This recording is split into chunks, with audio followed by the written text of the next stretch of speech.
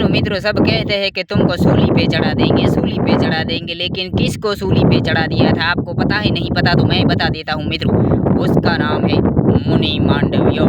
मुनि मांडव्य को अपराध में राजा ने गिरफ्तार कर लिया और सूली पे चढ़ा दिया। तो सूली पे ही तप करते रहे तो बाद में प्रजा ने कहा कि ये तो मुनि मांडव्य है।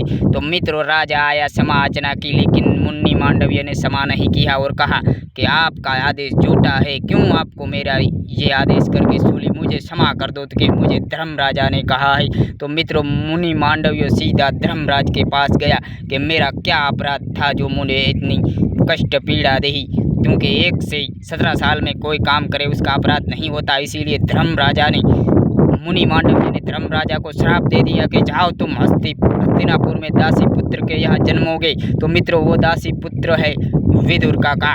आप विदुर काका को जानते हो, वो दासी पुत्र है।